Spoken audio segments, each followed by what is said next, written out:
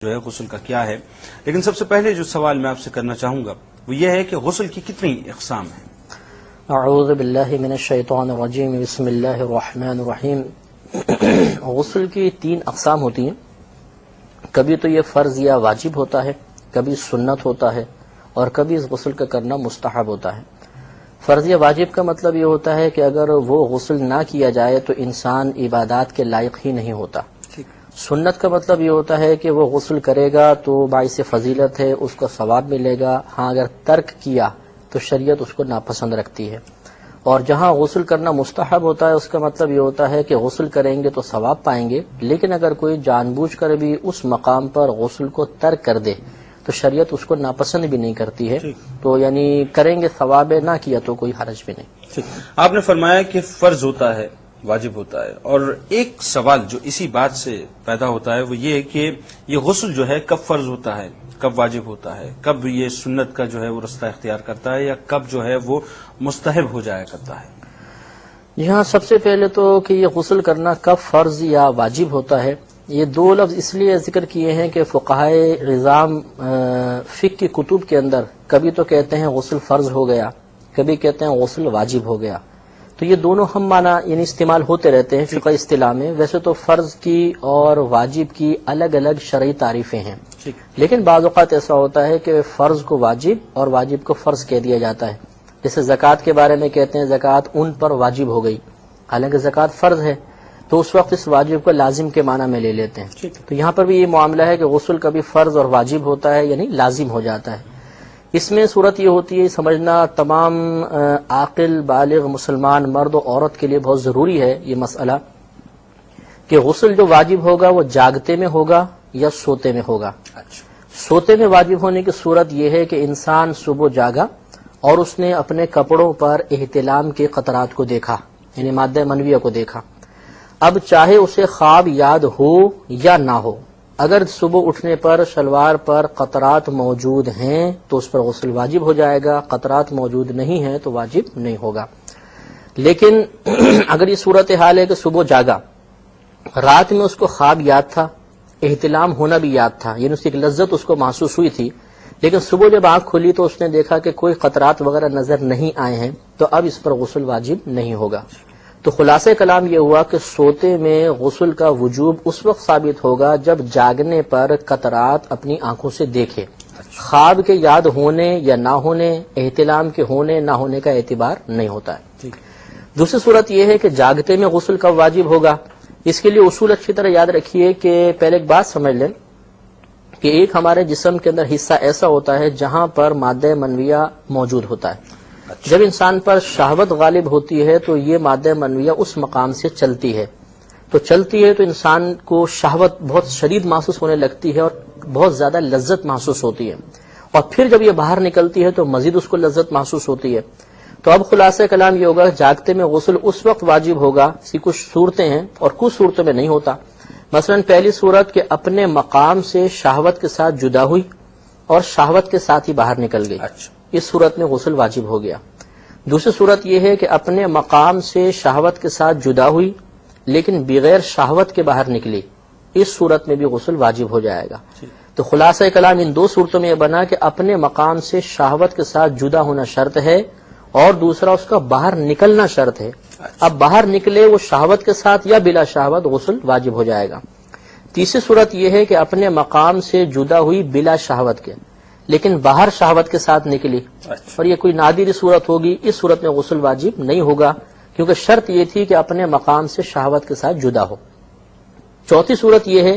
کہ اپنے مقام سے بلا شہوت چلی اور باہر بھی بغیر شہوت کے نکلی، اس صورت کے اندر بھی انسان پر غسل واجب نہیں ہوگا۔ اس صورت کو کیا کہا جائے گا؟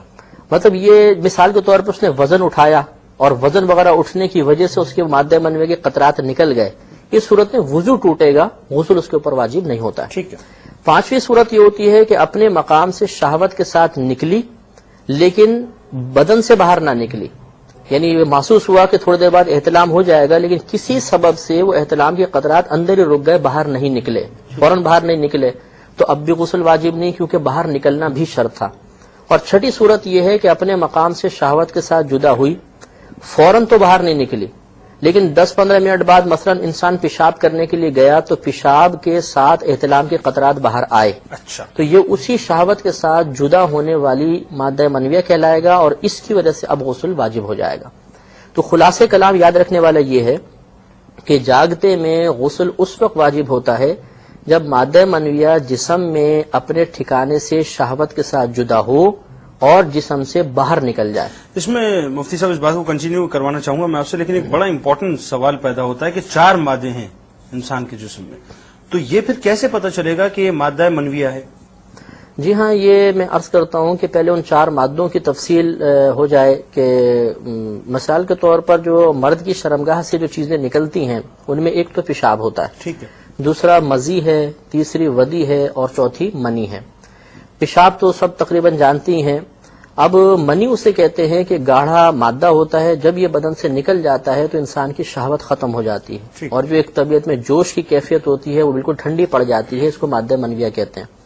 اور یہ قانون قدرت ہے کہ مادہ منویہ سے پہلے قدرت ایک پانی کو جسم سے خارج کرواتی ہے جس کی وجہ سے پیشاب کی نالی گیلی ہو جاتی ہے، اور اس میں حکمت یہ ہوتی ہے کہ اگر یہ پانی نہ نکلتا تو مادہ منویہ کی وجہ سے انسان کے پیشاب کی نالی زخمی ہونے کا اندیشہ تھا، تو یہ پانی پہلے آ کے اس کو تر کر دیتا ہے اور اب مادہ منویہ نکلتا ہے تو تکلیف محسوس نہیں ہوتی۔ تو یہ مادہ منویہ سے پہلے جو پانی باہر نکلتا ہے اور اس کے نکلنے کی وجہ سے شہوت وغیرہ انسان کی ختم نہیں ہوتی، جو ایک طبیعت میں جوش ہے وہ ختم نہیں ہوتا، تو اس کو مزی کہا جاتا ہے۔ اور ایک معاملہ یہ ہوتا ہے کہ کبھی انسان پیشاب کے لیے بیٹھتا ہے تو پیشاب سے پہلے یا پیشاب کے بعد گاڑے سے قطرات آتے ہیں، ان کو ودی کہا جاتا ہے۔ تو پیشاب، مزی اور ودی، ان سے غسل واجب نہیں ہوتا، منی سے غسل واجب ہوتا ہے، اور وہ بھی جو واجب ہوتا ہے اس کی صورتیں آپ کی خدمت میں عرض کر دیں کہ سوتے میں قطرات دیکھے گا تب ہوگی، اور جاگتے کے اندر اپنے مقام سے شہوت کے ساتھ جدا ہو اور جسم سے باہر بھی نکل جائے، اس کے بعد غسل واجب ہوگا۔ ٹھیک، اور کب سنت اور کب مستحب ہوتا ہے؟ جی ہاں، کب سنت ہے؟ مثال کے طور پہ عیدین کے لیے غسل کرنا سنت مبارکہ ہے، جمعے کے لیے، اس کے علاوہ میدان عرفات میں ظہر کے وقت غسل کرنا یہ بھی سنت ہوتا ہے، اور مستحب جیسے میت کو غسل دینے کے بعد پھر غسل کرنا غسال کے لیے یہ مستحب قرار دیا گیا ہے۔ اس کے علاوہ کوئی گالی نکل گئی، کوئی بدبودار جگہ پر آدمی کا ہاتھ وغیرہ لگ گیا یا بدن پہ کوئی نجاست وغیرہ گر گئی تو فقط دھونا بھی کافی تھا، لیکن اس وقت غسل کر لینا مستحب ہوتا ہے۔ اچھا، یہ فرمائیے کہ غسل کی فرضیت کا قرآن سے کوئی ہمیں ثبوت ملتا ہے کیا؟ جی ہاں، الحمدللہ، اللہ تبارک و تعالی نے ارشاد فرمایا ان کنتم جنبا فطہروا، یہ امر کا صیغہ ہے کہ اگر تم حالت جنابت میں ہو تو تم خوب پاک ہو جاؤ۔ فطہروا مانے خوب پاک ہو جاؤ، تو اس سے غسل مراد ہے۔ یہ قرآن سے ثابت ہے کہ جب انسان ناپاک ہوگا تو غسل کرنا اس پہ فرض ہو جائے گا۔ اچھا، جو طریقہ کار ہے اس کا غسل کرنے کا، کیا وہ بھی قرآن ہی سے ثابت ہے؟ وہ قرآن سے تو ثابت نہیں ہے۔ قرآن ایک ایسی عظیم کتاب ہے جس نے مختلف چیزوں کے طریقے اجمالی طور پر بیان کر دیے ہیں، یا طریقے بیان نہیں کیے تو ان کا حکم بیان کر دیا ہے، اور اس کے ساتھ تلقین ارشاد فرما دی کہ لقد کان لکم فی رسول اللہ اسوۃ حسنہ، کہ تمہارے لیے ان نبی کریم صلی اللہ علیہ وسلم کی زندگی میں بہترین عملی نمونہ ہے۔ اور ایک مقام پہ ارشاد فرما دیا کہ ما آتاکم الرسول فخذوہ وما نہاکم عنہ فانتہوا، کہ یہ رسول جو تمہیں عطا کرے اس کو لے لو اور جس چیز سے منع کرے اس سے باز آ جاؤ۔ تو ان دونوں آیات کو ملائیں تو معلوم یہ ہوگا کہ جو طریقہ نبی نے بتایا اور کر کے دکھایا، اب یہ احادیث کریمہ سے یقینی سے باتیں اخذ کریں گے، تو اب بقیہ طریقے، بقیہ تمام معاملات یہ احادیث کریمہ میں موجود ہیں، ان سے اخذ کیے جاتے ہیں۔ تو قرآن سے حکم معلوم ہوا اور احادیث کریمہ سے مکمل طریقہ معلوم ہوا، اور اس طرح ہمارا غسل کامل ہو جائے گا۔ اچھا، جب اب بات تھوڑی سی فرضیت کی چلی اور قرآن سے چونکہ یہ بات ثابت بھی اور ہمارے لیے جو ہے وہ قرآن مکمل ایک ضابطہ حیات ہے، اس ضابطہ حیات نے جو ہمیں انڈیکیشنز دی احادیث سے، جیسا کہ آپ نے فرمایا کہ وہ ہمیں مکمل طور پہ جو ہے وہ ثابت ہوتی ہوئی نظر آتی ہیں، کتنے فرائض غسل میں ہیں جو ہمیں باقاعدہ جو ہیں جس کو ہمیں اپنانا چاہیے؟ جی ہاں، اصل مسئلہ یہ ہے کہ باقاعدہ فرائض کو نبی کریم صلی اللہ علیہ وسلم نے انڈیکیٹ نہیں فرمایا، باقاعدہ اس کی نشاندہی نہیں کی ہے، بلکہ یوں فرمایا کہ ہر بال کے نیچے جنابت ہے، اور ایک مقام پہ ارشاد فرمایا کہ اگر کسی پہ غسل واجب ہو جائے اور اس کا بال برابر جگہ بھی سوکھی رہ جائے تو اس کے ساتھ جہنم میں ایسا ایسا کیا جائے گا، قضا و قضا مبہم رکھا سرکار نے، یعنی بہت سخت عذاب ہوگا۔ یہی وجہ تھی کہ حضرت علی رضی اللہ تعالیٰ عنہ فرماتے ہیں کہ یہ کلام مبارک سننے کے بعد میں نے اپنے بالوں سے دشمنی کر لی تھی، انہیں آپ سر منڈوایا کرتے تھے اس خوف کے ساتھ کہ کہیں ایسا نہ ہو کہ حالت جنابت میں کوئی بال دھلنے سے رہ جائے اور میں داخل جہنم ہو جاؤں. تو اس سختی کی وجہ سے فقہائے اسلام نے یہ غور و تفکر کیا کہ کون سی ایسی چیزیں ہیں کہ جن کو ہم سامنے رکھیں یا ان کو دھونا لازم قرار دے دیں تو ہر بال دھل جائے گا. تو اس کے لیے 3 پھر انہوں نے فرائض بنا دیے. یہ 3 مقامات کا دھونا فرض قرار دے دیا. ایک تو کلی کرنا، لیکن اس طرح کہ غرغرہ بھی کیا جائے، یہ فرض ہے. دوسرا ناک میں پانی چڑھانا کہ نرم ہڈی تک، جیسے وضو میں سنت موقدہ ہے اور غسل کے اندر یہ فرض ہوتا ہے. 2 فرض ہو گئے. اور تیسرا فرض ہے سر کے بالوں سے لے کر پاؤں کے ناخن تک پورے بدن پر سے کم از کم 1 بار پانی کا بہانا. تو 3 فرض ہے، کلی کرنا، غرغرے سمیت، ناک میں پانی چڑھانا اور پورے بدن پر کم از کم 1 بار پانی کا بہانا. اچھا، اب مسئلہ یہ آتا ہے مفتی صاحب، عموماً لوگ یہ سوال کیا کرتے ہیں کہ صاحب جب جسم پہ 1 مرتبہ پانی بہایا جائے گا تو کیا پورا جسم اس سے گیلا ہو جائے گا، یا اس کے لیے اگر ہم مثال کے طور پہ کثرت سے پانی بہا لیں تو یہ زیادہ بہتر ہے یا یہ زیادہ بہتر ہے؟ مطلب 1 مرتبہ پانی بہانے کا مطلب یہ ہے کہ پورے بدن کو 1 مرتبہ مکمل طور پہ دھونا. ٹھیک ہے. جیسے مثلا یہاں سے یہاں تک یہ پورا حصہ اس کو 1 دفعہ دھویا، یہ دھڑ دھویا، یہ دھڑ دھویا، نیچے پورا پانی بہا دیا، تو پوری دھڑ پر سے 1 مرتبہ پانی بہے گا تو یہ 1 مرتبہ دھونا کہلائے گا. اسی طرح 2 مرتبہ مزید پانی بہائیں گے تو اس میں سنت بھی پوری ہو جائے گی، اور جیسے آپ ارشاد فرما رہے ہیں کہ کثرت سے پانی بہانے والا معاملہ وہ بھی اس میں داخل ہوگا. اچھا، یہ فرمائیے کہ جیسا کہ وضو سے پہلے نیت کی بات آپ سے ہوئی تھی پروگرام میں، تو کیا غسل سے پہلے بھی نیت ضروری ہے؟ دیکھیں، اللہ تبارک و تعالی نے واضح طور پہ ارشاد فرمایا نزلنا من السماء ماء طہورا، کہ ہم نے آسمان سے ایسا پانی نازل فرمایا جو پاک کرنے والا ہے. ٹھیک ہے. تو خود اللہ تبارک و تعالی نے پانی کو پاک کرنے والا قرار دے دیا. تو جس چیز میں اللہ نے جو خاصیت رکھی ہے وہ خاصیت نیت کی محتاج نہیں ہے. لہذا اب مثال کے طور پہ پانی گیلا تو کرتا ہے، سب مانتے ہیں، تو اگر آپ یہ نیت کریں کہ مجھے گیلا کر دے تب یہ گیلا کرے گا، ایسا تو نہیں ہے. تو اللہ نے جب یہ ارشاد فرمایا کہ پانی پاک کرنے والا ہم نے نازل کیا ہے تو اب اس میں نیت کرنا ضروری نہیں رہی. اسی لیے فقہائے اعظام نے فرمایا کہ اگر کوئی شخص نہر کے کنارے جا رہا ہو، جیسے وضو کے بارے میں بھی یہی قول ہے کہ اگر نہر کے کنارے جا رہا ہو اور ڈبکی وہ گر گیا اس میں اور اس کے حلق میں پانی چلا گیا، ناک میں پانی چڑھ گیا، تو یہ 2 فرض تو ویسے ہی ہو گئے، اور ڈوبنے کی وجہ سے مکمل اس کا بدن دھل گیا، وہ باہر نکلے گا تو حالت جنابت دور ہو چکی ہوگی. تو اس کا مطلب یہ ہے کہ اس میں نیت کرنا ضروری نہیں ہوتا. لیکن چونکہ نبی کریم صلی اللہ علیہ وسلم نے فرمایا انما الاعمال بالنیات، کہ عملوں کا دار و مدار نیتوں کے ساتھ ہے، اور فقہائے احناف کے نزدیک اعمال سے پہلے ثواب کا لفظ محذوف ہے، پوشیدہ ہے. تو مطلب یہ حدیث کا ہے کہ انما ثواب الاعمال بالنیات، سبحان اللہ، کہ اعمال کا ثواب نیتوں کے سبب ہے. تو چنانچہ اگر کوئی پاکی کی نیت سے غسل کرے گا تو ثواب اسے اس وقت ملے گا جب وہ نیت کرے گا، یعنی پاک ہونے کی نیت دل میں حاضر ہوگی. اگر پاک ہونے کی نیت نہ کرے تو غسل مکمل ہو جائے گا، حالت جنابت دور ہو جائے گی، ثواب سے محروم رہے گا. ٹھیک، یعنی کوشش یہ کی جائے کہ جی نیت کر لی جائے تاکہ یہ کہ ثواب جو ہے زیادہ بڑھتا ہے. ٹھیک. اچھا، ایک بات فرمائیے کہ غسل واجب ہو گیا ایک شخص پہ جناب کہ اسے غسل کرنا ہے. اب وہ غسل کرنے کے لیے چلا تو کن کن امور کا اسے خیال کرنا چاہیے کہ اس کا غسل جو ہے وہ مکمل بھی ہو جائے، اور جو اس کا جو ایک قلبی سکون ہے اس حوالے سے کہ صاحب میں نے بالکل بہترین غسل کر لیا، مطمئن کیسے ہو؟ اس سے پہلے کہ یہ پورا طریقہ عرض کروں، پہلے یہ بات بہت زیادہ توجہ کی طالب ہے کہ غسل سے پہلے کن امور کا خیال رکھنا چاہیے. مسئلہ یہ ہے کہ جب بھی غسل واجب ہو جائے تو فقہا نے لکھا کہ 3 کاموں میں سے کوئی ایک کام ضرور کر لیں. نمبر 1، یا تو تھوڑی دیر دوبارہ سو جائیں، لیکن اس میں ضروری ہے کہ نماز قضا ہونے کا خوف نہ ہو. مثال کے طور پہ 3-4 بجے آنکھ کھلی تو دیکھا احتلام ہو چکا تھا، تو اب اگر دوبارہ سوئیں گے تو فجر کی نماز قضا ہونے کا اندیشہ ہے، تو اب سونا اس کے لیے گناہ کا باعث ہوگا. تو ایک تو یہ کہ اگر وقت موجود ہے، نماز قضا ہونے کا اندیشہ نہیں، تو تھوڑی دیر دوبارہ سو جائیں. یا دوسرا کام یہ کر لیں کہ جا کے پیشاب کر لیں. یا تیسرا کام یہ کریں کہ کم از کم 40 قدم چل لیں. ان 3 کاموں میں سے ایک کام اختیار کرنے کی تلقین اس لیے ہے کہ یہ 3 کام ایسے ہیں کہ ان کی وجہ سے پیشاب کی نالی میں رکے ہوئے احتلام کے قطرات باہر نکل آتے ہیں. کیونکہ یہ قانون ہے مطلب قدرت کا کہ مکمل قطرات باہر نہیں آتے، یہ آہستہ آہستہ رشتے رہتے ہیں. پہلے تو ایک شہوت کے ساتھ مقدار نکلتی ہے، اس کے بعد آہستہ آہستہ رشتے رہیں گے. تو اگر آدمی دوبارہ سوئے گا، اعضاء بالکل ڈھیلے ہو جائیں گے، وہ نکلے جو بچے ہوئے قطرات ہیں آرام سے نکل جائیں گے. یا پیشاب کرے گا تو پریشر سے نکل جائیں گے، یا چلے گا تو بار بار حرکت کی وجہ سے وہ قطرات باہر نکل آئیں گے۔ اس کا فائدہ یہ ہے کہ اگر بالفرض غسل واجب ہوا اور ان 3 کاموں میں سے کوئی کام نہیں کیا، ڈائریکٹ جا کے غسل کر لیا،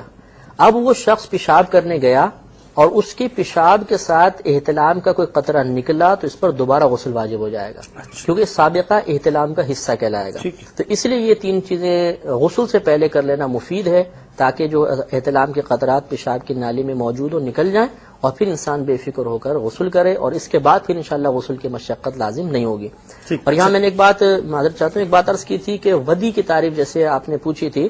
کہ پیشاب سے پہلے یا بعد میں بعض اوقات گاڑھا سا قطرہ نکل آتا ہے، وہ ودی کہلاتا ہے۔ اب اگر کسی نے غسل کرنے کے بعد یہ تینوں کام کر لیے تھے، یعنی یا تو سو لیا یا 40 قدم چل لیا یا پیشاب کر لیا، اب اس نے غسل کیا،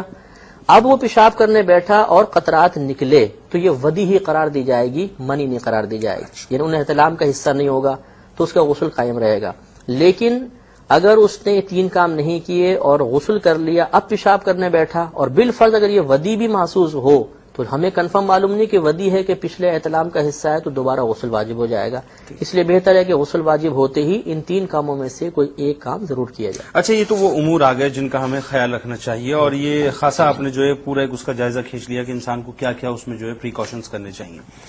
اب بات یہ ہے کہ ہم آتے ہیں اس بات کی طرف جو بڑا امپورٹنٹ مرحلہ ہے کہ صاحب ایک شخص ہے، اس پہ غسل واجب ہو گیا، اب وہ غسل کرنا چاہتا ہے، مسنون طریقہ اس کا کیا ہے کہ جس سے بالکل ایک عوام کو بالکل اس کا ویژن کلیئر ہو جائے کہ صاحب یہ مسنون طریقہ ہے غسل کا؟ جی میں انشاءاللہ عرض کرتا ہوں۔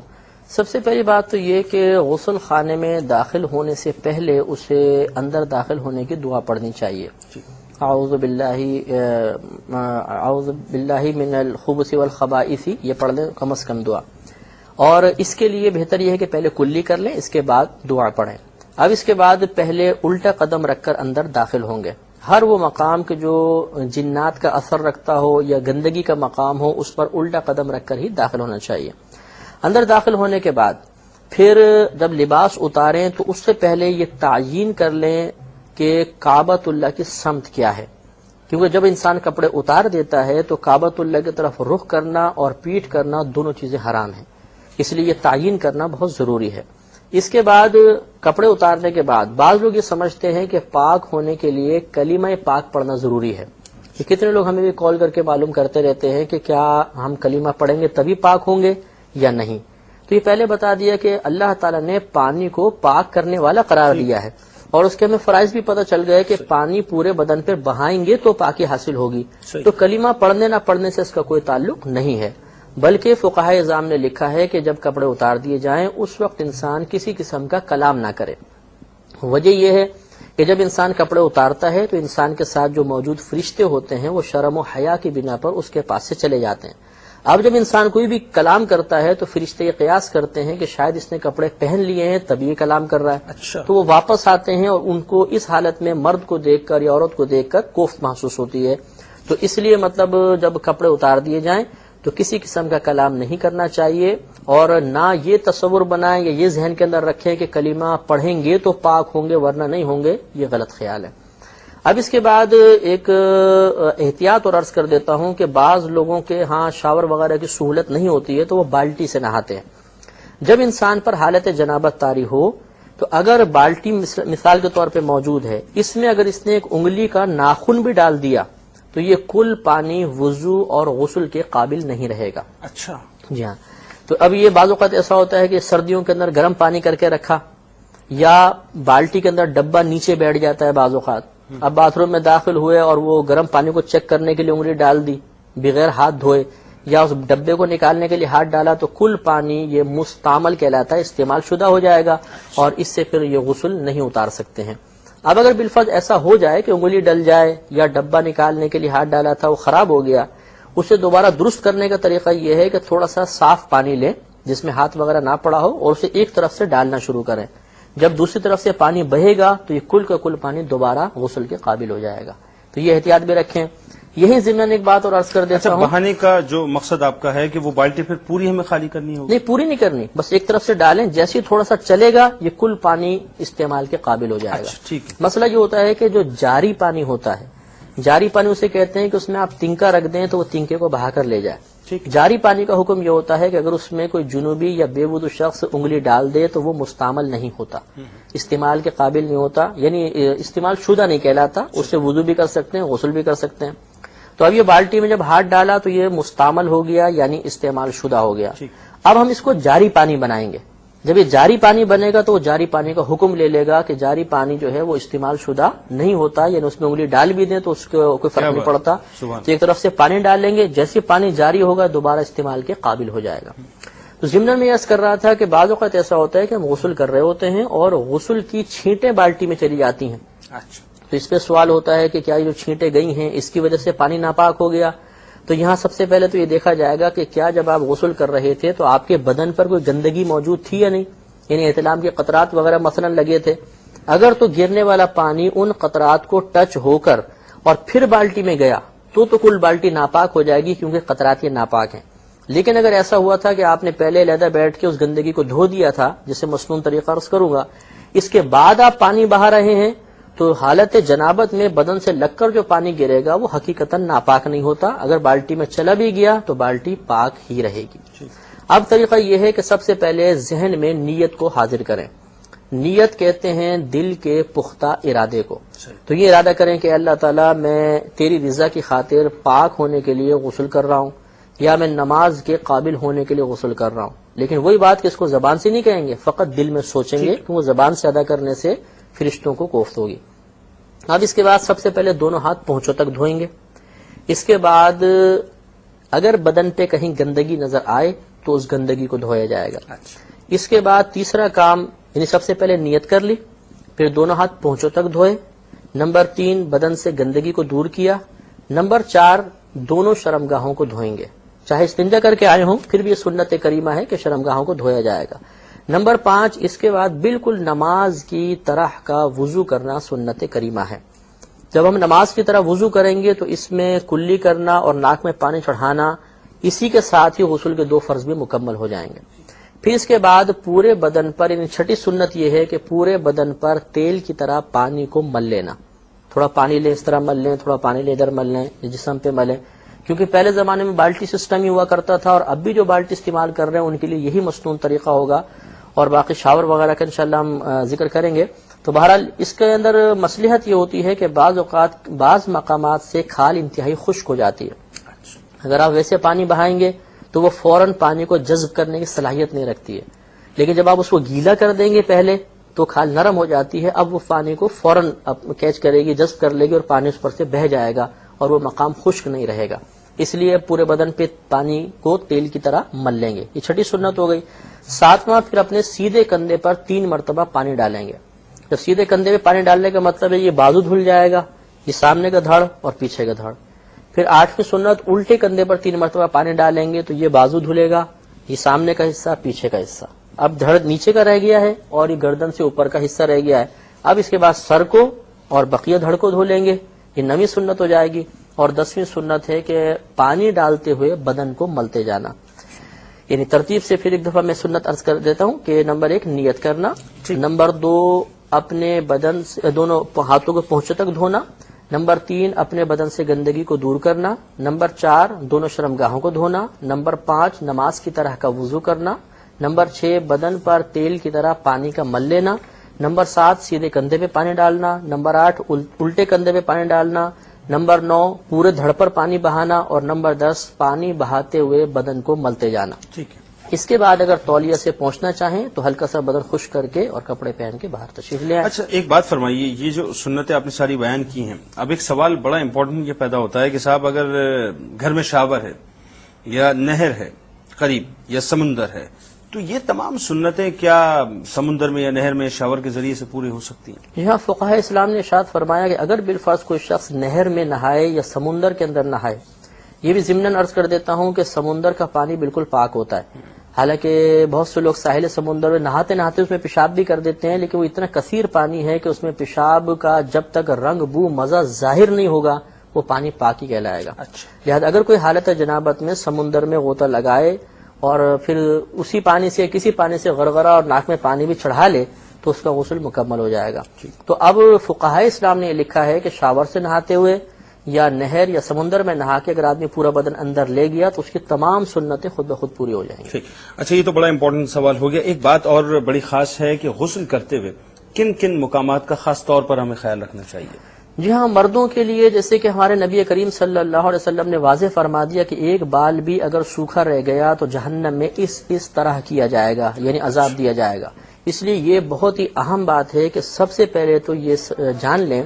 کہ دھونا اور مسح کرنا ان دونوں میں کیا فرق ہوتا ہے. دھونے کا مطلب تو یہ ہوتا ہے کہ جس جگہ کو آپ دھونا چاہتے ہیں اس پر سے پانی کو بہا دیں. مثلا آپ یہ پانی لیں، اس کو چہرے پر ڈالیں، یہ بہہ گیا تو دھونا کہلائے گا. اور مسح کا مطلب ہوتا ہے کہ سوکھی جگہ پر فقط تری کا پہنچا دینا، چاہے پانی بہے نہ بہے، تھوڑا سا پانی لے گرا دیں، اب اس کو پھیر دیں، یہ مسح کرنا ہے. تو ہمارے نبی کریم صلی اللہ علیہ وسلم نے پورے بدن کو دھونے کا حکم ارشاد فرمایا ہے، مسح کا نہیں. تو بہت امپورٹنٹ بات یہ ہے کہ پورے بدن پر پانی بہائیں گے.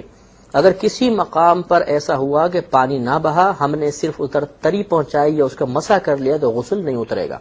اس اعتبار سے احتیاطیں چند ہوتی ہیں. مثال کے طور پر جیسے کانوں پر بال آ جاتے ہیں اور خاص طور پہ خشک بال اگر ہوں، تیل وغیرہ نہ لگا ہو، تو اگر آپ پانی ڈالیں گے تو فوراً یہ جذب نہیں کرتے ہیں. تو اس لیے کان ذرا نیچے کر کے یہاں پانی بہائیں گے تاکہ ایسا نہ ہو بالوں کی وجہ سے پانی نہ پہنچ پائے. کان کے اندر، یعنی سوراخ کے اندر نہیں ڈالنا ہے، لیکن جتنی یہ جو ساخت ہے کان کی، دیکھیے کتنی عجیب و غریب ساخت ہے. اگر اوپر سے بہائیں گے تو پانی اس کے اندر نہیں چڑھے گا. تو ہو سکتا ہے ہم پانی کو بہائیں، یہاں پانی نہ پہنچے اور خالی انگلی پھیر کے اس کو مسح کر لیں تو یہ غسل نہیں اترے گا. اس لیے بلا خوف و خطر کان اس طرح ٹیڑھا کر کے اس میں پانی ڈال دیں تو وہ دماغ میں نہیں گھسے گا. تھوڑا یوں کریں گے تو نکل جائے گا، کیونکہ یہاں دماغ اور کان کے درمیان کوئی راستہ نہیں ہوتا، روٹ نہیں ہوتا. تو اس کو اس طرح کر لیں. اس کے علاوہ گردن اور یہ تھوڑی کے ملنے کے جو مقام ہیں، اگر یوں ہم رکھیں گے، اس طرح نہا رہے ہیں تو اس کے بیچ میں پانی چڑھے گا نہیں، شاید گیلا پن پہنچ جائے لیکن بہنے کی سنت پوری نہیں ہوگی یا فرض پورا نہیں ہوگا. اس لیے گردن ٹیڑھی کر کے یہاں پانی بہائیں، ادھر پانی بہائیں. اس طرح بغل کے نیچے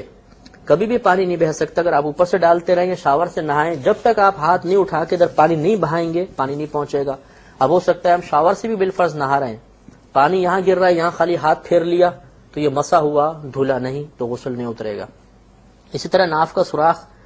یہ بعض اوقات بہت گہرا ہوتا ہے، تو جتنا اس کا ظاہری حصہ نظر آ رہا ہے اس پہ پانی کا بہانا ضروری ہوتا ہے. اس کے لیے طریقہ یہ اختیار کریں کہ پانی جیسے یہ آ رہا ہے تو ناف کے نیچے یوں ہاتھ رکھ لیں.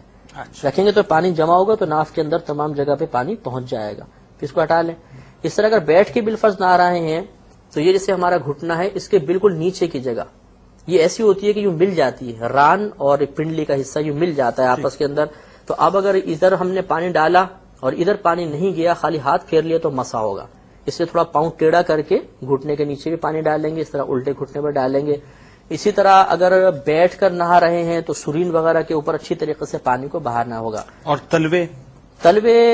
ہاں تلوے تو خیر غسل جب ہم وضو کریں گے نا تو اس میں تلوے خود بخود دھل جائیں گے کیونکہ پورا پیر دھونا ہوگا. لیکن بالفرض اگر وضو نہیں کیا تو پھر تلووں کو خاص طور پہ دھونا ہوگا. اچھا ہاں، یہ بڑا ایک اچھا سوال آ گیا آپ کی گفتگو سے کہ فرض کیجئے کہ اگر ایک شخص ہے وہ وضو نہیں کرتا غسل سے پہلے اور غسل کرتا ہے پھر وضو کرتا ہے، تو کیا یہ طریقہ کار اس کا صحیح ہوگا؟ مطلب خلاف سنت ہو جائے گا. خلاف سنت. ہاں، اس کو چاہیے تھا کہ اسی ترتیب کے ساتھ وضو کرتا ہے، پہلے جو ہے وضو کرتا پھر غسل کرتا. اچھا ایک بات اور فرمائیے کہ آپ نے کان میں پانی ڈالنے کی بات کی. بہت سے لوگوں کے کان میں جو ہے پرابلم ہوا کرتا ہے کہ جی وہ ایک عجیب پٹاخے بجا کرتے ہیں کیونکہ ان کے کان میں ان کو تکلیف بھی ہوتی ہے. اب وہ بیچارے اگر کان میں پانی ڈالیں گے تو ان کو یہ شائبہ ہوتا ہے کہ صاحب مزید جو ہے تکلیف کان میں بڑھ جائے گی، تو ان کو پھر کیا کرنا چاہیے؟ اگر واقعی ایسی تکلیف ہے تو اس میں طریقہ یہ ہے کان اس طرح کر کے نا ہاتھ صرف تھوڑا یوں کر لیں، یعنی ہاتھ میں پانی لے کر تھوڑا سا اس طرح کان کے قریب لا کے کان کو اس کے اوپر کریں گے تو یہ اندر نہیں چڑھے گا بلکہ کان کی جتنی یہ جو ٹیڑھی میڑھی ساخت ہے اس کو گیلا کر دے گا. تو کم از کم اتنا کرنا چاہیے. یعنی باہر جو ہے پانی آنا ضروری ہے، جی اندر بالکل جو ہے کان کے سوراخ کے اندر کا دھونا ضروری نہیں ہوتا، وہ تو میں نے ویسے احتیاطاً عرض کیا ہے. باقی مطلب جتنا باہر کا حصہ ہے یہ جو ہے اس خارجی حصے کو پورے کو دھونا ضروری ہوگا. اچھا ایک بات فرمائیے، چونکہ بات ہوئی تھی کہ ایک بال جو ہے وہ غسل میں جو ہے دھلنا چاہیے. اب مسئلہ یہ ہے کہ ایک شخص بیمار ہے اور بیماری اس حد تک ہے اس کو کہ اس کے سر میں کوئی زخم یا کوئی ایسی بات ہے اور وہ پانی جو ہے سر سے نہیں بہا سکتا، تو اس صورت میں بیچارہ کیا کرے گا؟ جی وہ عرض کرتا ہوں. اور ایک احتیاط خواتین کے بارے میں ضروری ہے کہ اگر ڈھلکی ہوئی پستان ہو کسی خاتون کی تو پستان اٹھا کے اس کے نیچے پانی بہانا ضروری ہے. یہ فرض ہے، اگر نہیں کریں گے احتیاط تو غسل ان کا نہیں اترے گا، یہ لازم یاد رکھیں. اب اگر بالفرض کسی کے سر میں واقعی ایسی کوئی بیماری ہے جیسے نزلہ ہو جاتا ہے، بعض اوقات آشوب چشم ہے اور سر پہ پانی ڈالنے کی وجہ سے مرض کے بڑھنے کا اندیشہ ہے، ایسی صورت میں فقہائے عظام نے لکھا ہے کہ گردن کے نیچے سے پورا بدن دھو لیں اور پورے سر کا مسح کر لیں، خالی گیلا ہاتھ کر کے پورے سر پہ پھیر لیں تو اس کا غسل مکمل ہو جائے گا۔ اب جب یہ حالت صحت میں آ جائے تو اس حصے کو بھی دھو لیں تو انشاءاللہ غسل مکمل ہوگا۔ اچھا ایک بات فرمائیے کہ یہ تو ساری باتیں جو خاص آپ نے انڈیکیٹ کر دی کہ صاحب کن کن باتوں کا ہمیں غسل کرتے ہوئے خیال رکھنا چاہیے، اگر عورت یا مرد کے جسم پہ کسی حصے پہ افشاں لگی ہوئی ہو تو پھر غسل ہو جائے گا یا مطلب اس میں کوئی ہمیں جو ہے وہ مصیبت ہوگی یا کوئی پریشانی یہ ہوگی؟ چمکی افشاں وغیرہ دو طرح کی ہوتی ہیں، ایک تو ہوتی ہیں جو باقاعدہ جسم رکھتی ہیں، ایک تو بہت باریک ہوتی ہے جو یہ پلکوں کے اوپر لگائی جاتی ہے، وہ بہت ہی باریک پاؤڈر ٹائپ ہوتا ہے، تو یہ پاؤڈر ٹائپ تو یہ چل جائے گا، بہرحال اس کو بھی ہٹانا چاہیے، لیکن یہ اتنا باریک جسم رکھتا ہے کہ پانی کو کھال تک پہنچنے سے رکاوٹ عموماً نہیں بنتا۔ لیکن ایک ہوتی ہے باقاعدہ اس کو ہاتھ میں لیں تو اس کی رگڑ محسوس ہوتی ہے افشاں کی، یہ اگر واقعی افشاں لگ گئی ماتھے وغیرہ پہ لگی ہوئی ہے یا کہیں گال وغیرہ پہ یا ہاتھوں پہ لگی ہوئی ہے تو یہ پانی کو نیچے نہیں پہنچنے دے گی، اس کو اتارنا ضروری ہے۔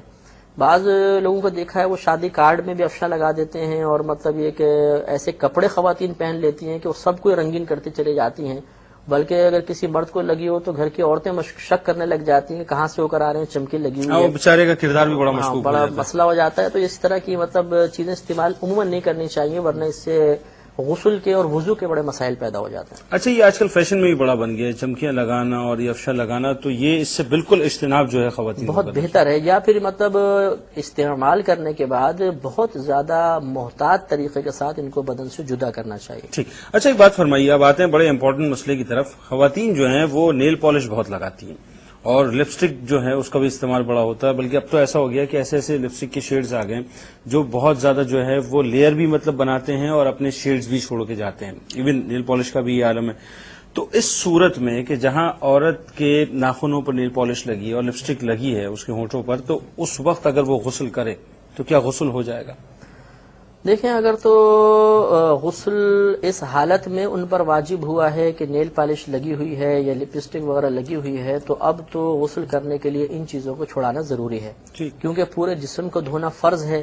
اور اگر یہ چیزیں یعنی نیل پالش کی طے ہے تو یقینی سی بات ہے کہ یہ پانی کو ناخن تک پہنچنے سے روک دے گی۔ اس طرح لپسٹک اگر اتنی موٹی لگائی ہوئی ہے کہ باقاعدہ ایک تہ بن چکی ہے اور وہ ہونٹوں تک نہیں پہنچنے دے گی، ایک تو ہوتا ہے لگا کے اس کو بہت ہی رگڑ دینا کہ وہ بالکل ویسلین کی مثل لگ جائے تو ایک الگ مسئلہ ہے، لیکن اگر اتنی موٹی طے ہے ہونٹوں پہ لگائی کہ جو پانی کو کھال تک پہنچنے سے روکے گی تو اب اس کا دور کرنا فرض ہے۔ اگر اسی حالت میں وہ غسل کریں گی تو باقی جسم کا غسل تو اتر جائے گا لیکن مکمل غسل نہیں ہوگا اور وہ حالت جنابت میں ہی کہلائیں گی، نماز کے قابل نہیں ہو سکتی۔ اچھا ایک بات فرمائیے کہ جسم پہ تیل لگا ہوا ہے یا کریم لگی ہوئی ہے پورے جسم پہ، اور اس وقت اگر وہ شخص غسل کے لیے کھڑا ہوتا ہے تو کیا اس کا غسل ہو جائے گا؟ جی ہاں، فقہائے عظام نے تیل کی اور ایسی کریم کہ جس کو آپ نے باقاعدہ جسم اس کا نہ بنایا ہو، یعنی بہت زیادہ تھوپنا ایک ہوتا ہے اور ایک لگا کے اس طرح رگڑ دینا، تو اگر کریم رگڑ دی گئی ہے بالکل اس کا جسم نہیں بنا ہوا یا تیل لگا ہوا ہے تو اس کو معاف قرار دیا ہے، حالانکہ تیل بھی پانی کو کھال تک پہنچنے سے روکتا ہے، لیکن چونکہ یہ کثرت سے استعمال ہوتا ہے تیل، جیسے سروں میں لگاتے ہیں، داڑھی میں بھی تیل لگا لیا، ہاتھ میں لگ گیا یہ وہ، تو اور صابن بھی بعض اوقات میسر نہیں ہوتا تو اس کو معاف قرار دیا ہے، لہذا تیل پر سے ہی اگر وہ پانی بہا دے گا غسل ہو جائے گا۔ غسل ہو جائے گا۔ اچھا مفتی صاحب ایک بات فرمائیے کہ ایک شخص ہے، فرض کیجئے اس کا ایکسیڈنٹ ہو گیا یا کسی زخم کی وجہ سے اس کے جسم کے کسی حصے پہ پٹی بندھی ہوئی ہے، مجبوری یہ ہے کہ وہ پٹی ہٹا بھی نہیں سکتا، اور چونکہ غسل میں پانی بہانا ہے تو اس کو یہ خوف بھی ہے کہ صاحب اگر میں پانی بہاؤں گا تو زخم جو میرا پک جائے گا، اس صورت میں اسے کیا کرنا چاہیے؟ اس صورت میں اگر یہ ممکن ہو کہ مثال کے طور پہ ہاتھ یا پاؤں پر پلاسٹر یا پٹی وغیرہ کوئی باندھی ہوئی ہے اور پانی نقصان دے گا تو اس پر کوئی شاپرز وغیرہ آتے ہیں، پلاسٹک کے شاپر ہوتے ہیں، ان کو اچھی طرح چڑھا کر اور اوپر نیچے ربڑ باندھ دیں، اچھا تو بالکل فکس ہو جائے گا اور پانی اب اس کے اندر نہیں پہنچے گا۔ پورے بدن کو دھو لیں، اب اس کو کھولنے کے بعد پٹی کے اوپر گیلا ہاتھ کر کے خالی مسح کر لیں تو انشاءاللہ غسل مکمل ہو جائے گا۔ اچھا جی اب آتے ہیں بڑے امپورٹنٹ سوال کی طرف۔ ایک شخص ہے، مسلمان ہے، یہ تو طریقہ کار سارے جو غسل کے ہیں مسلمانوں کے لیے، ایک شخص ہے وہ دائرہ اسلام سے خارج ہے، اس نے اسلام قبول کیا، اس نے کلمہ پڑھا، کلمہ پڑھنے کے بعد کیا اسے غسل کرنا ہوگا؟ یعنی کلمہ پڑھتے ہی جب وہ فوراً دائرہ ایمان میں آ گیا تو اسے غسل کرنا ہوگا؟ اس میں مسئلہ یہ ہوتا ہے کہ اگر اس نے اسلام قبول کرنے سے پہلے پورے بدن پر پانی نہیں بہایا تھا یا مطلب اس پہ حالت جنابت طاری تھی تو اب تو اس صورت یہ ہے کہ کلمہ پڑھنے کے لیے تو غسل کرنا ضروری نہیں ہے، فقط مستحب ہے، لہذا اب اس کو دیر بھی نہیں کروانی چاہیے۔ یہ تمام ناظرین اچھی طرح یاد رکھیں، اگر کوئی جنوبی شخص ہو یا غیر مسلم اسلام قبول کرنے کے لیے آیا تو اسے ہرگز یہ مشورہ نہیں دیں گے کہ تم جا کے پہلے غسل کر کے آؤ پھر ہم تمہیں کلمہ پڑھائیں گے، بلکہ فوراً کلمہ پڑھا دیں کہ مسلمان ہونے کے لیے باقاعدہ غسل کرنا شرط نہیں ہے۔ اب اگر بالفرض اس نے پہلے غسل نہیں کیا ہوا تھا صحیح طریقے سے یا حالت جنابت میں تھا تو اب اس کے اوپر غسل کرنا لازم ہوگا۔ تو اسلام لانے کی وجہ سے اس پہ غسل لازم ہو یہ کوئی شرعی قاعدہ نہیں ہے، بلکہ وہی اصول ہے جو ایک مسلمان کے لیے ہے کہ اب وہ مسلمان ہوا اور حالت جنابت میں تھا، وہ پہلے یعنی پہلے کافر تھا، حالت جنابت میں تھا، مسلمان ہونے کے بعد چونکہ عبادات اس کو اختیار کرنی ہوں گی اور عبادت اختیار کرنے کے لیے پاک ہونا ضروری ہے، لہذا اس لیے اس کو ہم غسل کا حکم دیں گے۔ اور اگر بالفرض وہ اسلام لانے سے پہلے پورا بدن دھو کر آیا تھا تو کم از کم احتیاطاً اس سے 2 فرض مکمل کروائے جائیں گے، ایک کلی کرنا غرغرے سمیت اور ناک میں پانی چڑھانا، کیونکہ عموماً کفار یہ کام نہیں کرتے، باقی پورے بدن پہ پانی تو ان کے بھی بہہ جاتا ہے، لہٰذا یہ 2 فرض پورے کروا لیں کافی ہے۔ اچھا ایک بات فرمائیے کہ شوہر نے زوجہ سے صحبت کی، صحبت کرنے کے بعد اس نے تھوڑا سا توقف کیا اور بغیر غسل کیے اس نے دوبارہ صحبت کی، تو یہ کیسا؟ ہاں یہ شرعاً جائز ہے، لیکن فقہائے اسلام نے لکھا کہ اس شخص کے لیے مستحب یہ ہے کہ صحبت کرنے کے بعد اگر دوبارہ ارادہ رکھتا ہو تو اپنا ناف کے نیچے کا دھڑ دوبارہ دھو لے، صرف اتنا دھو لے، اور اس کے بعد پھر وہ دوبارہ بلا کراہت صحبت کر سکتا ہے۔ ٹھیک۔ اچھا اب یہ فرمائیے کہ چونکہ وہ اس پہ غسل جنابت جو ہے وہ واجب تھی، اس نے دوبارہ صحبت کی اور یہ سپوز کر لیا جائے کہ اسی صحبت سے جو ہے اس کا حمل ٹھہر گیا، اب اس سے جو اولاد ہوئی پھر اس اولاد کا اسٹیٹس کیا ہوگا؟ مطلب حلال ہوگی اولاد کے اوپر، اس سے کوئی فرق نہیں پڑتا، کیونکہ یہ اصل میں جو حالت جنابت ہے یہ ایک حکمی نجاست ہے، حقیقتاً اس کو نجاست نہیں کہا گیا۔ حقیقی نجاست وہ ہوتی ہے جس کو آپ آنکھوں سے دیکھیں، ہاتھ سے اس کو محسوس کر سکیں، جیسے پیشاب وغیرہ ہے، اور یہ بے غسلہ پن جو ہے حکمی نجاست ہے۔ حکمی وہ ہوتی ہے نہ جس کو آنکھ سے دیکھ سکیں نہ اس کو ہاتھ سے آپ چھو سکیں، تو اگر کوئی بے غسل ہے تو ہم چھو کے نہیں معلوم کر سکتے کہ بے غسل ہے، اور اس حالت کے اندر جو وہ صحبت وغیرہ کرے گا اگر حمل ٹھہرتا ہے تو بچہ اسی کا بچہ ہے، یہ حقیقت اس کا باپ ہے، لہذا بچے کے اوپر کوئی فرق نہیں پڑے گا، بالکل حلال اولاد ہوگی۔ اچھا ایک بات فرمائیے کہ غسل واجب ہو گیا اور کیا اس کے لیے شرعی احکام یہ ہیں کہ فوراً جو ہے وہ غسل کیا جائے یا اگر تھوڑی سی اس میں تاخیر کی جائے تو کچھ فرق پڑتا ہے یا ہم کر سکتے ہیں؟ دیکھیں اس میں کچھ صورتیں ہیں، سب سے افضل صورت تو یہ ہے کہ آدمی فوراً سے پیشتر غسل کر لے، کیونکہ نبی کریم صلی اللہ علیہ وسلم نے ارشاد فرمایا کہ جس گھر میں کتا ہو یا تعظیماً لگائی ہوئی تصویر ہو یا کوئی حالت جنابت میں شخص ہو تو اس گھر میں اللہ کی رحمت کے فرشتے نہیں آتے۔ تو یہ قباحت تو ہے کہ اگر ہم دیر سے کریں گے تو اس وقت تک رحمت کے فرشتوں کا نزول نہیں ہوگا۔ دوسری بات یہ کہ دیر کرنا جائز تو ہے، لیکن اگر بالفرض نماز نکلنے کا اندیشہ ہے، جیسے مثال کے طور پہ وہی فجر والا معاملہ کہ 4-5 بجے آنکھ کھلی ہے، احتلام ہے، اب آدھا پونا گھنٹہ باقی ہے، اب اگر وہ دوبارہ سو جائے اور تاخیر کرے تو ہو سکتا ہے نمازی قضا ہو جائے، اب اس صورت میں دیر کرنا حرام ہے۔ ویسے اگر ٹائم میں وسعت ہو، مثلا ظہر میں سو رہا تھا دوپہر میں اور ابھی نماز میں 4-5 گھنٹے باقی ہیں اور یہ بلا عذر بھی غسل نہیں کرتا تو گناہگار تو نہیں ہوگا، لیکن وہی مسئلہ ہے کہ اللہ کی رحمت کے فرشتوں کا نزول اس وقت تک موقوف رہے گا۔ اچھا ایک بات فرمائیے کہ اگر کوئی شخص مثال کے طور پہ رات کو صحبت کرتا ہے اور بغیر غسل کیے وہ سو جاتا ہے اور اس نے ایک اپنا وتیرہ بنا لیا ہے کہ صاحب میں صرف جو ہے وہ صبح اٹھ کے ہی غسل کیا کروں گا، تو پھر اس کے لیے کیسا؟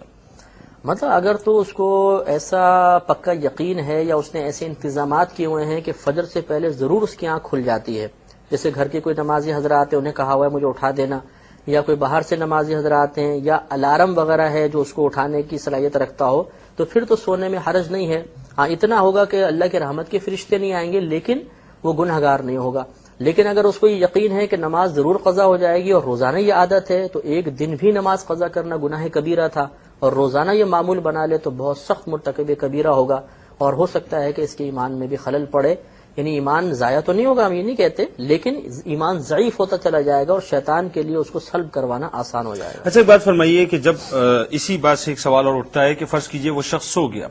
اور ظاہر سی بات ہے اس نے کپڑے پہنے ہوئے ہیں، اب جو کپڑے پہنے ہوئے ہیں تو وہ حالت جنابت کی وجہ سے کیا وہ کپڑے ناپاک ہو جائیں گے؟ کیونکہ وہ تو ناپاک ہے تو کپڑوں کی صحت پہ اس سے فرق پڑے گا۔ اس میں 2 صورتیں ہیں، ایک تو یہ کہ جن کپڑوں میں احتلام ہوا وہی پہنے ہوئے ہیں، تو پھر تو وہ کپڑے تو ہیں ناپاک، کیونکہ احتلام کے قطرات ان پہ لگے ہوئے ہیں۔ دوسری صورت یہ ہے کہ آنکھ کھلی دیکھا تو احتلام تھا، یہ گیا پیشاب وغیرہ کیا، ان کپڑوں کو اتار دیا اور دوسرے کپڑے پہن لیے اور پھر دوبارہ سو گیا یا سارا دن اس میں مثلاً گزارا، تو جنوب شخص کا ظاہری بدن جو ہے یہ ناپاک نہیں ہوتا، کیونکہ میں نے آپ کو بتایا کہ ہم اس کو حکماً ناپاک کہتے ہیں، حقیقتاً یہ ناپاک نہیں ہے۔ تو کپڑے حکمی نجاست سے کبھی ناپاک نہیں ہوتے، وہ حقیقی نجاست سے ناپاک ہوتے ہیں۔ لہذا اگر جنوبی شخص نے پورے دن کپڑے پہنے رہے، یا وہی میں نے جسے مسئلہ کہا کہ احتلام ہوا اور اس نے ان کپڑوں کو اتار کے پیشاب بھی کر لیا، یہ اس لیے میں نے کہا پیشاب بھی کر لیا کہ اگر بغیر پیشاب کیے نئے کپڑے پہنے گا اور سو جائے گا تو ضرور بقیہ قطرات نکلیں گے، اب تو وہ کپڑے ناپاک ہوں گے۔ تو اگر اس نے پیشاب وغیرہ کر کے کپڑے پہنے تو صرف ناپاک بدن کی وجہ سے وہ ناپاک بدن جو حکمی لحاظ سے ناپاک ہے، اس کے کپڑے ناپاک نہیں ہوں گے۔ اچھا، اور اگر فرض کیجئے کہ اس شخص کا پیر پانی میں پڑ جاتا ہے اور وہ پانی جو ہے وہ اس کے کپڑوں کو چھو لیتا ہے، یا فرض کیجئے کہ ہاتھوں پہ پانی گر جاتا ہے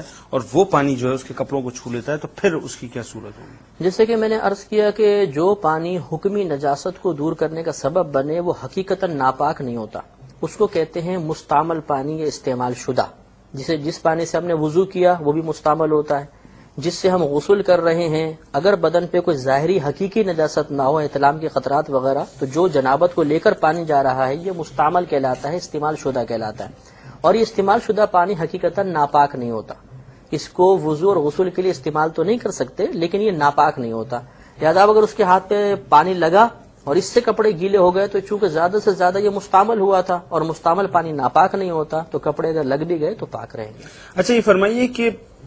سوتے میں اگر اسے پسینہ آتا ہے، جنوبی جو ہے وہ سو گیا، ٹھیک ہے جی، اور وہ سوچتا ہے کہ جی میں اٹھوں گا جب، اس کے بعد میں غسل کروں گا، تو وہ اگر اسے پسینہ اس دوران آتا ہے تو کیا وہ پسینہ پاک ہوگا یا ناپاک ہوگا؟ جی ہاں، جس سے بات عرض کی کہ جنوبی کا بدن حقیقی نجاست سے تو پاک ہے، لہذا اب اس کے اگر بدن سے پسینہ نکلتا ہے تو حکمی نجاست کی وجہ سے پسینہ ناپاک نہ ہوا، جب پسینہ ناپاک نہیں ہے تو کپڑے بھی پاک رہیں گے۔ ہاں، یہ ضرور فقہائے اسلام نے لکھا کہ بالفرض اس نے ایسی شلوار پہنی ہوئی تھی جس میں احتلام کے قطرات لگے تھے اور اب وہ خشک ہو چکے ہیں، اور اب یہ سو رہا تھا اور بدن پہ اتنا کثیر پسینہ آیا کہ اس پسینہ احتلام کے قطرات کو لگا اور ان قطرات کو گیلا کر دیا اور وہ پھر بدن کو ٹچ ہوئے، تو اس کی وجہ سے پھر انسان کا بدن ناپاک ہو جائے گا۔ اچھا، بہت خوبصورت بات آپ نے اس کی وضاحت کی۔ اچھا، ایک بات یہ فرمائیے کہ کھانا پینا جنوبی کا کیسا ہے، یعنی وہ جائز ہے، حلال ہے، یا جو اس میں بھی کوئی بات آ جاتی ہے؟ اس میں فقہائے اسلام نے لکھا کہ اگر کوئی شخص کھانا پینا چاہتا ہے اور حالت جنابت میں ہے تو اسے چاہیے کہ کلی کر لے، بغیر کلی کے اگر کھائے گا پیے گا تو رہے گا تو حلال لیکن مکروہ ہے، یعنی شریعت نے اس کو ناپسند کیا ہے، تو کلی کرنے کے بعد کھانا پینا اس کے لیے شرعاً بالکل جائز ہے۔ اور اگر فرض کیجئے کہ کلی کرنے سے پہلے وہ اپنا تھوک نگل لیتا ہے یا کلی کے بعد اپنا تھوک نکلتا ہے تو اس کا اسٹیٹس کیا ہوگا؟ یہاں تھوک تو ویسے پاک ہی ہے جنوبی شخص سے، کیونکہ پورا بدن اس کا ظاہری نجاست سے حقیقی نجاست سے صاف ستھرا ہے، اور تھوک بھی اس کے جسم کا ایک حصہ ہے تو اندر لے جانے میں حرج تو نہیں ہے، لیکن بہتر یہ ہے کہ وہ پہلے کلی کر لے، کلی کرنے کے بعد تھوک نکلنے میں کوئی کراہت نہیں رہے گی۔ اچھا مفتی صاحب، ایک بڑا عام سوال ہے اور رمضان کے مہینے میں یہ سوال جو ہے خاصا لوگوں کے ذہن میں آتا ہے، کیونکہ عموماً روٹینز لوگوں کی چینج ہو جاتی ہیں، بالکل ایک سسٹم ہی بدل جاتا ہے، کاروبار دنیا جو ہے بالکل تبدیل ہو جاتا ہے۔ ایک شخص نے صحبت کی اور سحری کا وقت انتہا کو جو ہے وہ پہنچ رہا ہے، اب اس کے پاس یہ آپشن ہے کہ یا تو وہ سحری کرے یا وہ غسل کرے، تو اس صورت میں اسے کیا کرنا چاہیے کہ پہلے سحری کرنی چاہیے، پہلے غسل کرنا چاہیے؟ اس میں علماء اسلام نے لکھا ہے کہ پہلے وہ غسل کے 2 فرض مکمل کر لے، یعنی غرغرہ کر لے اور ناک میں پانی چڑھا لے، کیونکہ یہ دونوں فرض حالت روزہ میں پورے نہیں کر سکتے ہیں۔ اس کے بعد وہ سحری کر لے اور سحری کرنے کے بعد پھر وہ بقیہ غسل مکمل کر لے، تو انشاءاللہ دونوں چیزیں مکمل ہو جائیں گی۔ اچھا، ایک بات فرمائیے کہ جب اتنی ریسٹرکشنز ہیں اور اتنے معاملات ہیں تو ایک سوال اور بھی یہ پیدا ہوتا ہے کہ کیا جنوبی قرآن کو چھو سکتا ہے؟ دیکھیں، اللہ تبارک و تعالی نے قرآن عظیم میں واضح طور پہ ارشاد فرما دیا لا یمسہ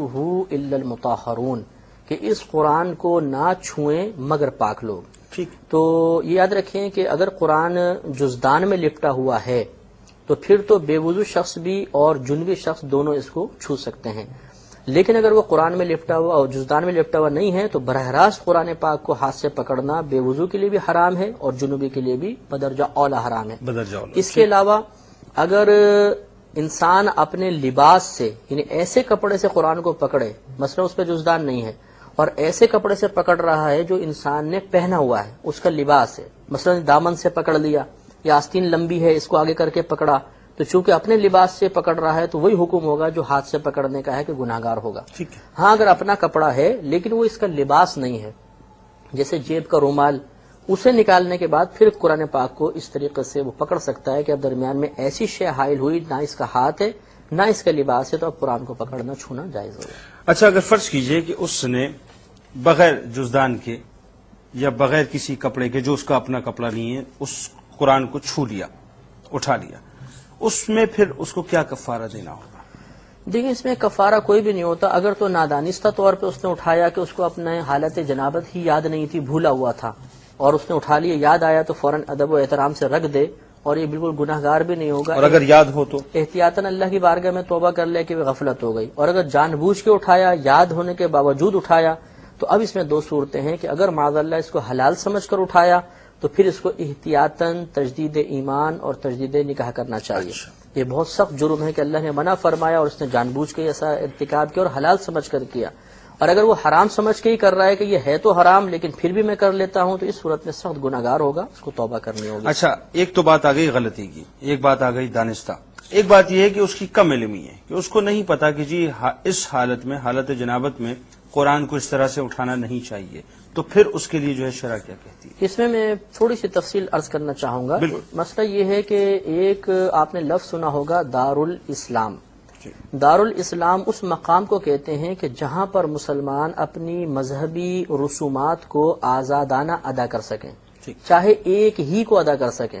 مثلا کوئی ایسا ملک ہے بالفرض کہ سب چیزیں انہوں نے منع کر دی، نہ آپ اذان دیں گے، نہ نماز پڑھ سکتے ہیں، نہ مسجد بنا سکتے ہیں، لیکن قربانی آپ کر لیں چلیں، تو یہ ایک رسم ایسی ہے جو آزادانہ ہو رہی ہے، تو اس کو دارالاسلام ہی کہا جائے گا۔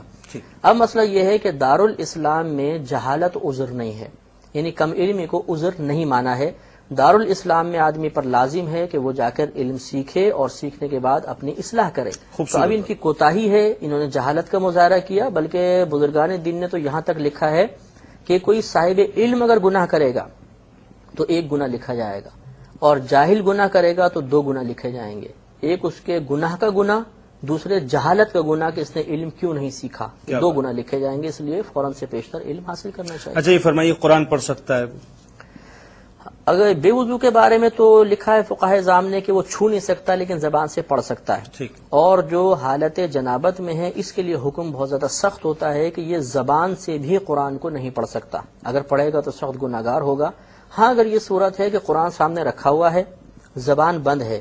یہ نگاہوں سے پڑھ رہا ہے، یہ جس کو دل سے پڑھنا کہتے ہیں، دل میں پڑھ رہا ہے دیکھ کر، تو یہ جائز ہے کہ بغیر چھوئے خالی نگاہوں سے پڑھنا، لیکن اگر زبان ہلی اور اتنی آواز پیدا ہوئی کہ اپنے کانوں نے سنا تو اب یہ حرام ہے اور گناہگار ہوگا، توبہ کرنا۔ اچھا ایک بڑا امپورٹنٹ مسئلہ میں چاہوں گا کہ اس حوالے سے آپ اپنے دیکھنے والوں کو بتائیں کہ معلمہ جب قرآن پڑھا رہی ہوتی ہیں تو اس حالت میں، یعنی جنابت کے عالم میں یا حیض کے عالم میں، وہ قرآن پڑھا سکتی ہیں بچیوں کو کہ نہیں پڑھا سکتی؟ جی انشاءاللہ۔ دیکھیں اسباب غسل کے اندر جیسے میں نے شروع میں عرض کیا تھا کہ جاگتے یا سوتے میں مادہ منویہ کا شہوت کے ساتھ نکلنا یا سوتے میں احتلام کا دیکھا جانا، جس طرح اسباب ہیں ایسی حیض و نفاس بھی غسل کے اسباب ہوتے ہیں۔ تو اگر کوئی معلمہ ایسی ہیں جن کے یہ پیریڈز چل رہے ہوں تو ان کو قرآن زبان سے پڑھنا حرام ہی ہوگا اور قرآن چھونا بھی حرام ہوگا۔ اور یہاں پہ یاد رکھیں کہ وہ دستانے پہن کے قرآن نہیں پکڑ سکتی، جیسے میں نے ابھی آپ کی خدمت میں عرض کیا کہ اپنا پہنا ہوا کوئی لباس ہو اس سے ہم قرآن پکڑیں گے تو ایسا ہی ہے جیسے ہم نے ہاتھ سے قرآن پکڑا، تو دستانہ چونکہ ایک لباس بن جاتا ہے، لہٰذا اس سے ہم قرآن نہیں پکڑ سکتے۔ اب ان معلمہ کے لیے اتنی اجازت ضرور ہے کہ اگر یہ پڑھائیں تو پوری آیت نہ پڑھائیں، ایک ایک لفظ پڑھائیں، جیسے الحمد کہہ کے رک جائیں، للہ، رب، عالمین، اس طرح تو کر سکتی ہیں، تو یہ قرآن نہیں بنے گا بلکہ عربی کے الفاظ یہ بیان کر رہی ہیں۔ اور بعض فقہا نے لکھا کہ ہجے کر کے پڑھائیں، توڑ کے پڑھائیں گے تو ان کے لیے جائز ہوگا۔ تو بہرحال بہتر تو یہ ہے کہ ان دنوں میں اگر چھٹی کر سکتی ہوں اور کوئی متبادل معلمہ ہے تو وہ پڑھا لیں، ورنہ اگر یہ پڑھانا ہی چاہتی ہیں، کوئی مجبوری ہے تو اس طرح توڑ کے پڑھائیں گی اور ہجوں کے ساتھ پڑھائیں گی تو جائز ہے، ورنہ گناہگار ہوگا۔ اچھا ابھی فرمائیے، اس میں ایک بڑا اور اہم سوال ہے، چونکہ حیض کی بات آئی تو میں چاہوں گا اس حوالے سے آپ ذرا سا کلیئر کرتے ہوئے چلیں کہ اوراد و وظائف کی جو خواتین کثرت کیا کرتی ہیں، عموماً ان کے ساتھ یہ پرابلم رہتی ہے کہ 23 دن تو وہ اوراد و وظائف پڑھ رہی ہیں، لیکن 7 دن جو ہے وہ بڑی پزل رہتی ہیں اور عموماً یہ پوچھا کرتی ہیں کہ صاحب اوراد و وظائف کنٹینیو کیے جائیں کہ نہ کیے جائیں، تو اس عالم حیض میں کیا کیا جائے؟ جی ہاں، یہ 7 دن کے کیس آپ کے پاس کثرت سے آئے ہوں گے تو آپ نے 7 دن کی نشاندہی فرمائی. ویسے حیض کی کم سے کم مدت 3 دن ہوتی ہے اور زیادہ سے زیادہ 10 دن. تو 10 دن بھی ہو سکتی ہے، 8 بھی، 7 بھی، 6، 5 دن بھی ہو سکتا ہے، 4 دن بھی بعضوں کی عادت ہوتی ہے. تو بہرحال پورے ماہ میں اگر ایام حیض آ گئے تو جنبی شخص کو یا حائضہ کو قرآن زبان سے پڑھنا ممنوع ہوتا ہے. لیکن جتنے اس کے علاوہ اذکار الہیہ ہیں اگر وہ کلی کرنے کے بعد ان کو پڑھیں گی تو ان کے لیے شرعاً بالکل جائز ہے. ہاں، اگر وظیفے کے طور پہ کوئی قرآن کی آیت دی گئی ہے تو اب اس میں یہ دیکھا جائے گا کہ وہ قرآن کو قرآن کی نیت سے پڑھیں گی یا دعا کی نیت سے پڑھیں گے. تو یہ مسئلہ ذہن میں رکھنا چاہیے کہ کوئی جنبی شخص ہو یا حالت حیض میں کوئی خاتون ہو، اگر وہ قرآن کو دعا کی نیت سے پڑھیں گی تو اس حالت میں بھی پڑھنا جائز ہے. جیسے ربنا آتنا فی الدنیا حسنۃ وفی الآخرۃ حسنۃ وقنا عذاب النار، یہ ہم عموماً دعا کے طور پہ پڑھتے ہیں اور قرآن کی آیت بھی ہے. تو اس کو پڑھنے میں حالت جنابت میں بغیر حجوں کے بھی بالکل جائز ہے، براہ راست پڑھ سکتی ہیں کیونکہ دعا کی نیت سے پڑھ رہی ہیں. تو اب یہ چند چیزیں دیکھ لیں کہ اگر فقط ذکر الہی ہے تو کوئی شرعاً حرج نہیں ہے، آیت ہے تو کس نیت کے ساتھ پڑھ رہی ہیں، قرآن یا دعا کی نیت سے. اگر دعا اور وظیفے کی نیت سے ہے تو اب بھی پڑھ سکتی ہیں، اور قرآن کی نیت سے ہے تو پھر اجتناب کرنا ہوگا. اچھا، ایک بات فرمائیے، اس حالت میں کیے جانے والے جائز کام مثلا سلام، اذان، درود پاک، ذکر الہی کیے جائیں تو کیسے؟ جی ہاں، جنبی شخص کے لیے فقط قرآن کو قرآن کی نیت سے زبان سے اتنی آواز سے پڑھنا کہ اپنے کان سن لیں منع ہوتا ہے. اس کے علاوہ بقیہ اذان کا جواب دینا یا درود پاک پڑھنا یا سلام کا جواب دینا یا دیگر اذکار الہیہ کو اختیار کرنا کلی کے بعد بلا کراہت جائز ہے. یعنی کلی کے بغیر بھی اختیار کریں گے تو ہے تو جائز، لیکن کراہت شریعت نے اس کو ناپسند کیا ہے، اور کلی کرنے کے بعد بلا کراہت ان تمام چیزوں کو اختیار کر سکتے ہیں. مفتی صاحب، ایک بڑا ہی اہم اور لطیف مسئلہ ہے. بہت سے لوگوں کی یہ خواہش ہوا کرتی ہے کہ وہ میت کو غسل دیں، اور اللہ تعالیٰ یہ تڑپ سب میں پیدا کرے، کیونکہ اصل مقام تو وہی ہے اور اصل جگہ تو ہماری وہی ہے. اچھا، اس تڑپ میں لوگ جاتے تو ہیں غسل دینے کے لیے، لیکن ایک سوال یہ پیدا ہوتا ہے یہاں پہ کہ جس میت کو ہم نے غسل دی ہے، کیا اس کو غسل دینے کے بعد ہم پر بھی غسل واجب ہو جاتا ہے کہ نہیں؟ دیکھیں، اس میں مسئلہ یہ ہوتا ہے کہ یہ عوام کا غلط خیال ہے کہ میت کے بدن سے لگ کر جو پانی گر رہا ہے وہ ناپاک ہے. اسی کو بنیاد بناتے ہوئے بعض اوقات کہہ دیتے ہیں کہ غسل دینے والے پر بھی غسل واجب ہو گیا، لیکن ایسا نہیں ہے. میت جب انسان مرتا ہے تو اس پر عارضی طور پہ حالت جنابت طاری ہو جاتی ہے. اس کی حالت جنابت کو دور کرنے کے لیے غسل دیا جاتا ہے. اب یہ جو غسل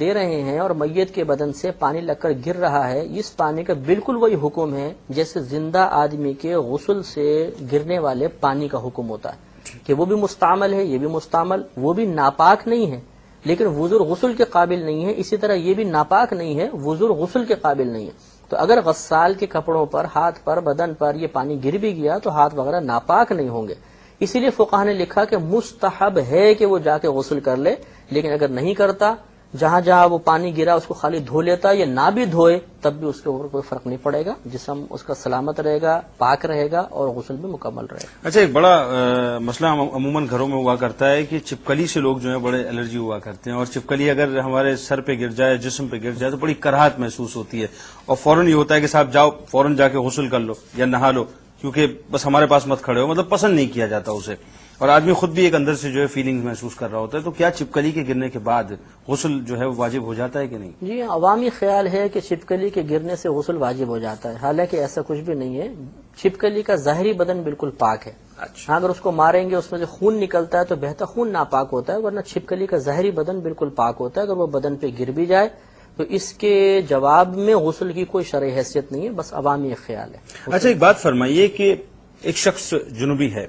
اور جنبی کا جھوٹا ہم نے اگر کھا لیا یا پی لیا تو وہ کیسا؟ یعنی ہمیں نہیں پتا کہ یہ جنبی ہے لیکن ہم نے پی لیا یا کھا لیا تو وہ کیسے؟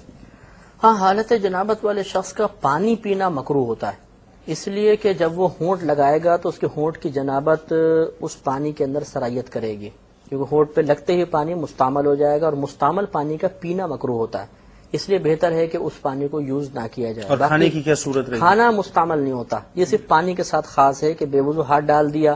یا حالت جنابت میں ہاتھ ڈالا تو مستعمل ہوتا ہے. تو کھانا وغیرہ مستعمل نہیں ہوتا، وہ بلا کراہت کھانا جائز ہے. ٹھیک. اور فرض کیجئے کہ اگر میں نے جیسا کہ سوال کیا کہ مجھے نہیں پتا کہ صاحب یہ جو سامنے شخص بیٹھا ہے یہ جنبی ہے اور میں نے اس کا جھوٹا پانی پی لیا، تو پھر اس حوالے سے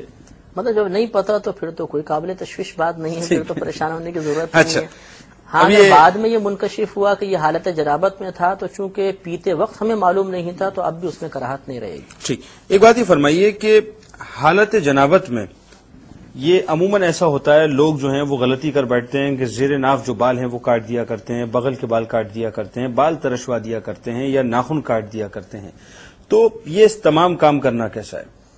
دیکھیے، جب انسان پر حالت جنابت طاری ہوتی ہے تو اس کے ایک ایک بال میں جنابت گھس جاتی ہے۔ اچھا، اب اگر اس نے غسل کرنے سے پہلے بدن سے بال جدا کیے یا ناخن وغیرہ جدا کیے تو یہ اس حالت میں جدا ہوئے ہیں کہ ان پر بھی حالت جنابت طاری ہے، اچھا، اور شریعت اس کو پسند نہیں کرتی کہ اس حال میں ان بال وغیرہ کو جدا کیا جائے، لہذا حکم یہی ہے کہ پہلے غسل کر لیا جائے یا کم از کم ایک بار پانی بہا لیا جائے پورے بدن کے اوپر، اس کے بعد جسم کے بال اور ناخن وغیرہ تراش لیں اور اس کے بعد پھر بقیہ غسل مکمل کر لیں۔ ایک بڑا ہی خوبصورت اور لطیف مسئلہ اور آخری سوال میں آپ سے کرنا چاہوں گا کہ عموماً لوگ جو ہیں وہ آج کل چونکہ ہمارے ایک فیشن بن چکا ہے، ایک ٹرینڈ بن چکا ہے کہ گلاسز کو جو ہے لوگ پریفر نہیں کرتے، بلکہ پریفر کرتے ہیں کہ بڑے خوبصورت سے لینسز لگائے جائیں، کہ مختلف رنگوں کے لینسز لگائے جاتے ہیں صرف اپنی ایک خوبصورتی میں اضافے کے لیے۔ اس حالت میں جہاں پہ لینس لگے ہوں اور انسان جو ہے وہ غسل کرنے جائے تو کیا اس کا غسل ہو جائے گا؟